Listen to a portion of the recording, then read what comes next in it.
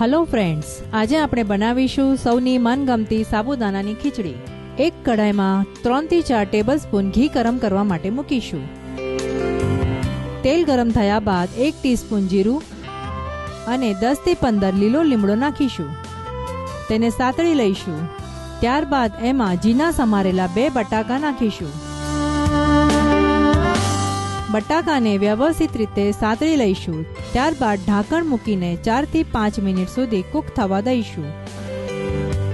કઢાઈનું ઢાંકણ ખોલ્યા બાદ 10 થી 12 ક્રશ કરેલા લીલા મરચાં નાખી દઈશું। બટાકા અને ક્રશ કરેલા લીલા મરચાં મિક્સ કરી લઈશું।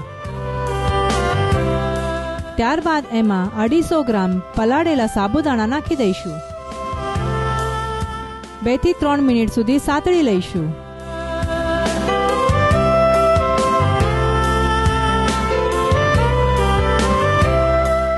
ત્યારબાદ એમાં હાફ કપ શેકેલા સિંગદાણાનો પાવડર નાખીને મિક્સ કરી લઈશું।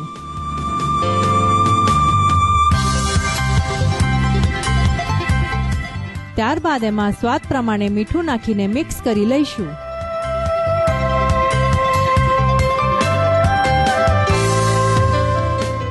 બે થી 3 મિનિટ સુધી કૂક થવા દઈશું। ત્યારબાદ એમાં ઝીણી સમારેલી કોથમીર નાખી દઈશું। કોથમીર નાખીને વ્યવસ્થિત રીતે મિક્સ કરી લઈશું।